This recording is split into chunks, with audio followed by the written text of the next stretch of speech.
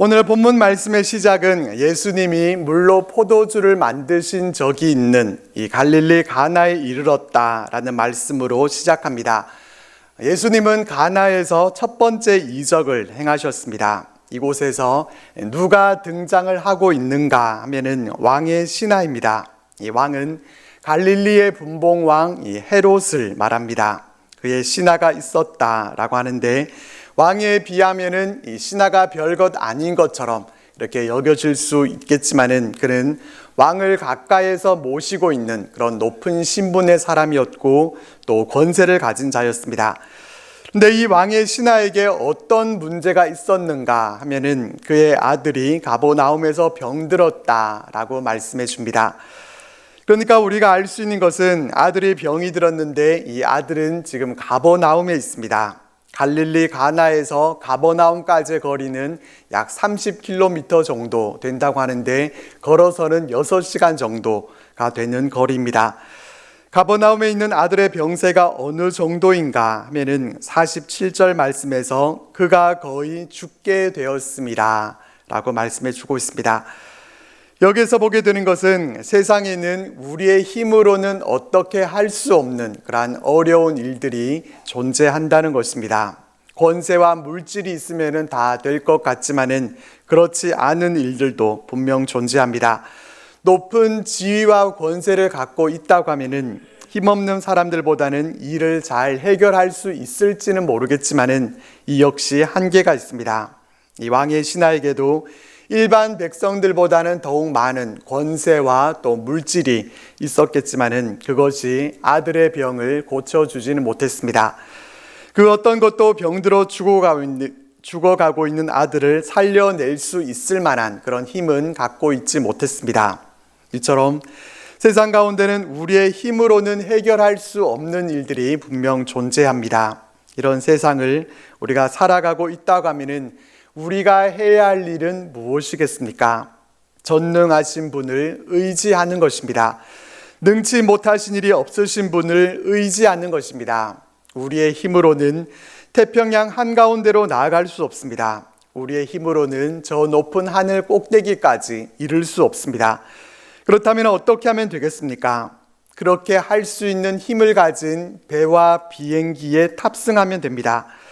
마찬가지로 우리는 무능력하고 제한적이어서 할 수 없는 일들이 있기 때문에 능력 있고 그 능력이 무한하신 분을 의지하고 거기에 탑승하면 됩니다. 우리가 스스로 힘을 가지려고 하기보다 전능하신 하나님을 의지하는 편이 훨씬 쉽습니다. 우리가 믿고 의지해도 되는 전능하신 분, 바로 우리 주님이십니다. 예수님께는 불가능이라는 것이 존재하지 않습니다. 주님은 전능하시기 때문에, 그래서 우리가 갖고 있는 모든 삶의 어려움들을 다 해결해 주실 수 있으십니다. 우리 교회학교 친구들도 늘 이것을 기억할 수 있기를 바랍니다. 이후에 장성에서도 나는 할 수 없고 또 세상은 해줄 수 없는 것들이 있지만은, 우리가 믿고 있는 주님은 모든 것을 다 하실 수 있는 그런 전능하신 분이심을 잊지 말고 평생에 잘 기억하고 살아갈 수 있기를 바랍니다. 거의 죽게 된 아들을 두고 왕의 신하를 한번 생각해 보겠습니다. 그 마음이 얼마나 아팠겠습니까? 사랑하는 아들이 병들어 언제 죽을지 알 수 없는 이 사경을 헤매고 있는 모습을 보고 있는 부모의 심정만큼 아픈 것이 어디에 있겠습니까? 애타는 마음은 있지만은, 그러나 아무것도 해줄 수 있는 것이 없다는 것이 또한 너무나 힘들었을 것입니다. 그런 그에게 들려온 소식은 예수님이 유대로부터 갈릴리로 오셨다라는 소식이었습니다. 여기서 알 수 있는 것은 예수님에 대한 소식이 이미 많은 사람들에게 자자하게 퍼져 있었다는 것입니다. 이전에 가나에서 물로 포도주를 만드셨던 사건뿐만 아니라 또 예수님이 수많은 병자들을 고치셨다라는 소식을 들은 것입니다. 이 소식을 들어 알고 있는데 어떻게 가만히 있겠습니까? 그 소식을 들은 왕의 신하는 주님께로 찾아가서 말합니다. 내려오셔서 내 아들의 병을 고쳐주소서. 부디 가버나움으로 내려오셔서 거의 죽게 된 내 아들을 고쳐달라, 이렇게 주님께 요청합니다. 그런 아들을 살리기 위해서 진심을 담고 또 간절함을 담아서 주님께 간청했을 것입니다. 이 간청에 대해서 주님은 어떻게 응답을 하십니까? 18절 말씀입니다. 예수께서 이르시되 너희는 표적과 기사를 보지 못하면 도무지 믿지 아니하리라. 예수님은 뜻밖의 말씀을 하십니다. 왕의 신하가 원하는 대답은 무엇이었겠습니까? 내가 속히 가서 내 아들을 고쳐주리라. 이 말씀이 아니었겠습니까? 그런데 예수님의 대답은 전혀 생각지도 못한 뜻밖의 말씀이었습니다. 이 가나 혼인 잔치집에서 포도주가 떨어졌을 때에도 어머니 마리아가 예수님께 포도주가 떨어진 문제를 말씀드렸을 때 주님은 뭐라고 말씀하셨습니까? 그것이 나와 무슨 상관이 있습니까? 라고 말씀하셨습니다. 주님은 이번에도 왕의 신하의 요청에 대해서 이와 같이 잘 이해가 되지 않는 말씀을 하셨습니다. 주님이 이렇게 말씀하신 것은 주님이 첫 표적을 행하신 이후에 많은 사람들이 표적을 보고서 기적에만 의존한 경우가 많았기 때문입니다. 본문에서도 많은 사람들이 예수님의 말씀보다는 기적을 기대하고 있었던 것입니다. 예수님이 표적을 봐야만 믿는다고 말씀하신 것은 이 불완전한 믿음을 지적하신 것입니다. 즉 기적은 믿음을 돕는 수단일 수는 있지만은 그것이 참된 믿음일 수는 없습니다. 참된 믿음은 하나님의 말씀과 또 예수님을 믿는 데서부터 출발해야 합니다. 단순히 병 고침이나 문제 해결을 한만 바라보고 주님께 나아오는 것은 아직 미성숙한 믿음입니다. 예수님의 이 말씀에 대해서 왕의 신하는 뭐라고 말씀드립니까? 주여, 내 아이가 죽기 전에 내려오소서. 혼인잔치집에서 마리아가 예수님의 그 퉁명스러워 보이는 말씀에도 뜻을 굽히지 않고 하인들에게 예수님의 말씀에 순종하라고 그렇게 말씀을 했던 것처럼 왕의 신하 역시 예수님의 별로 살갑지 않은 반응에도 불구하고 아이가 죽기 전에 내려와 달라라고 애원합니다. 예수님이 다른 말씀을 하셨다 하더라도 왕의 신하는 이와 같이 애원했을 것입니다. 아이가 죽어가고 있기 때문에 오직 아이를 살려야 되겠다라고 하는 이 생각밖에 없었던 것입니다. 무엇을 볼 수 있습니까? 예수님만 믿고 끈질기게 요청하는 모습, 그 배경에는 아들을 향한 사랑과 또 간절함이 있었다라는 것을 볼 수 있습니다. 아이가 죽기 전에 가버나움으로 내려와 달라는 이 왕의 신하의 거듭된 요청에 주님은 다시 말씀하십니다. 가라, 내 아들이 살아있다. 세번역 성경에는 이 말씀을 돌아가거라, 내 아들이 살 것이다 라고 번역하고 있습니다. 아들을 향한 이 왕의 신하의 사랑과 끈기를 보신 주님은 아들이 살아났으니 평안히 가라 이렇게 말씀을 하십니다. 주님은 아들이 살아났으니 편히 가라 이렇게 말씀을 하시지만은 사실 이 말씀도 이 왕의 신하가 기대하고 있던 그런 대답은 아니었을 것입니다. 그가 원하는 대답은 다른 말씀보다도 내가 속히 너의 집으로 가서 내 아들을 고쳐주겠노라. 가서 내가 너의 아들을 고쳐주마. 이와 같은 말씀이었을 것입니다. 그런데도 주님은 절대로 같이 가겠다고 하는 말씀을 하지 않으십니다. 가라, 내 아들이 살아있다. 이와 같은 말씀만 하셨습니다. 입장을 한번 바꿔서 생각해 보겠습니다. 우리 같으면은 어떻게 하시겠습니까? 우리가 왕의 신하라면은 주님의 그 말씀만 듣고서 집으로 돌아갈 수가 있겠습니까? 사랑하는 사람이 지금 죽어가고 있는 그 급박한 상황에서 이 골든타임을 놓치게 되면은 모든 것이 다 끝나버리고 마는데 말씀만 믿고서 갈 수 있겠습니까? 분명 쉽지 않은 일입니다. 말씀만 듣고서 그 말씀을 믿는다는 것은 쉽지 않은 일입니다. 우리는 눈에 보이는 어떠한 증거가 있어야지 그렇지 않을 때는 믿기가 어렵습니다. 뭔가 확실한 보증서라도 손에 쥐어 주셔야 가지 어떻게 말씀만 믿고서 움직일 수가 있겠습니까? 예수님이 너희는 표적과 기사를 보지 못하면 도무지 믿지 아니하리라 말씀하셨던 것은 그곳에 있었던 무리들에게만 하셨던 말씀이 아닙니다. 오늘날 우리 시대 역시 마찬가지입니다. 우리는 눈에 보이는 증거가 중요한 시대를 살아가고 있습니다. 어떤 계약을 할 때에도 말로써 하는 계약은 효력이 없습니다. 반드시 문서로 기록되고 그 문서에 도장이 찍혀야 그 문서가 효력을 발생하게 됩니다. 범죄자의 경우도 분명히 이 사람이 범인이라고 하는 그런 심증이 있다고 해도 물증이 없으면 안 됩니다. 그래서 범죄자도 자신이 범죄한 그 모든 기록을 지우고서 내가 했다는 증거 있습니까? 이렇게 뻔뻔하게 물어봅니다. 물증이 있어야 형벌을 줄 수가 있고 눈에 보이는 증거가 없게 되면은 범인인데도 체포하지 못하게 됩니다. 그렇지만 놀라운 것은 이 왕의 신하는 예수님의 말씀을 믿고 자신의 집이 있는 가버나움으로 향합니다. 50절 말씀 보면은 그 사람이 예수께서 하신 말씀을 믿고 가더니 라고 말씀해 줍니다. 그는 믿었습니다. 눈에 보이는 어떠한 표적과 기사도, 눈에 보이는 어떤 것도, 손에 쥐어지는 어떠한 보증서도 그의 손에 들려있지 않았지만은 그는 주님이 하신 말씀을 믿었습니다. 가라, 내 아들이 살아있다. 이 말씀만 믿고 그는 가버나움으로 내려갑니다.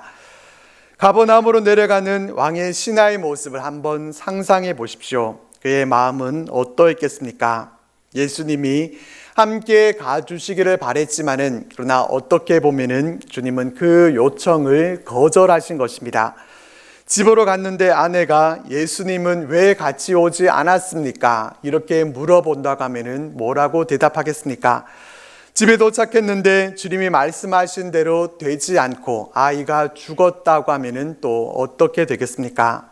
왕의 신하는 그렇지만 예수님이 가주지 않으신 것에 대해서 실망하면서 그가 걸어갔겠습니까? 예수님이 아들이 살아나겠다라고 하셨지만은 죽어가던 아들의 모습이 떠오르면서 혹시 큰일 나는 것이 아닌가 불안에 떨면서 그가 집으로 갔겠습니까? 그가 예수님의 말씀을 믿었다라고 기록된 이상 집으로 내려가는 그 시간은 결코 원망이나 불안과 초조함의 그런 시간이 아니라 주님의 말씀을 믿는 믿음으로 인해서 마음 가운데 평강이 있었을 것입니다. 예수님의 말씀을 믿는 그 믿음은 그에게 평강을 선물해 줬을 것임에 틀림이 없습니다. 믿음은 우리에게 평강을 줍니다. 불신은 우리에게 불안과 또 초조함을 줍니다. 내일 일에 대해서 염려하고 있다면 그것은 우리의 믿음이 약하다는 증거가 됩니다. 하나님이 우리와 함께 하시고 역사하실 것을 신뢰하는 그러한 믿음이 우리에게 있다면 그 믿음으로 인해서 우리는 흔들리지 않고 평강 가운데 살게 됩니다. 우리 마음 가운데 평강이 부족하고 불안함이 더 크다면 하나님께 믿음 더해 주시기를 위해서 우리는 기도할 수 있기를 바랍니다. 왕의 신하가 주님의 말씀을 믿고 길을 떠나 집으로 가고 있을 때 집에서는 종들이 가나로 오다가 길에서 서로 만나게 됩니다. 길에서 종들과 만나게 된 이 왕의 신하는 어떤 기분이었겠습니까? 우리 같으면은 가슴이 철렁 내려앉지 않았겠습니까? 별탈이 없으면은 집에 도착하기까지 별다른 연락이 없었을 텐데 이 급한 소식을 갖고 자신에게 마중 나온 이 종들을 보면서 이 왕의 신하는 적잖이 긴장이 됐을 것입니다. 종들은 왕의 신하에게 뭐라고 소식을 전하는가 하면은 주인님, 아들님이 살아났습니다 라고 소식을 전합니다. 감사하게도 아이가 더 심하게 아프거나 또 아이가 죽었다고 하는 그런 소식이 아니라 듣고 싶었던 반가운 소식을 전해 들을 수 있었습니다. 왕의 신하는 아이가 살아났다는 소식을 들은 것에 만족하지 않고 그 낫기 시작한 때가 언제였는가 하는 것을 종들에게 물어봅니다. 그랬더니 종은 어제 7시에 열기가 떨어졌나이다 라고 대답합니다. 우리의 시간으로는 오후 1시에 열병이 떠났다고 말합니다. 그때는 예수님이 내 아들이 살아났다 말씀하신 바로 그때였습니다. 예수님이 하신 말씀이 그대로 이루어진 것입니다. 예수님의 말씀은 그냥 말이 아니라 생명을 주는 능력이 있습니다. 이 일로 인해서 왕의 신하는 물론이고 그 온 집안 사람들이 예수님을 믿게 됐습니다. 이것은 예수님이 유대에서 갈릴리로 오신 후에 행하신 두 번째 표적이었습니다. 첫 표적을 통해서 제자들이 예수님을 믿게 된 것처럼 이 두 번째 표적을 통해서 왕의 신하와 그의 온 집안이 예수님을 믿었습니다. 우리가 잘 알고 있는 이 말씀에서 우리가 얻을 수 있는 교훈은 무엇입니까? 무엇보다 주님의 말씀은 힘이 있어서 반드시 그 말씀하신 것이 이루어진다는 것입니다. 성경 말씀은 종이에 써져 있는 옛날 이야기가 아닙니다. 지금 우리의 삶 속에서도 살아 역사하시는 능력입니다. 내가 너와 함께 하겠고 너를 떠나지 않겠다 말씀하신 주님의 말씀은 지금도 진리의 말씀입니다. 중요한 것은 하나님의 말씀을 신뢰하는 그 믿음이 바로 우리에게 있는가 하는 것입니다. 우리는 주님이 말씀하신 대로 된다는 것을 믿어야 합니다. 우리 인간들의 말은 약속해 놓고서도 지키지 못할 때가 있습니다. 말한 것을 이루려고 해도 그것을 이룰 수 있는 능력이 부족하기 때문에 말을 해놓고도 지키지 못할 때가 있습니다. 그렇지만 주님은 말씀하신 것을 이루실 수 있는 그러한 충분한 능력을 갖고 계시기 때문에 말씀하신 것을 지키지 못하실 것이 아무것도 없습니다.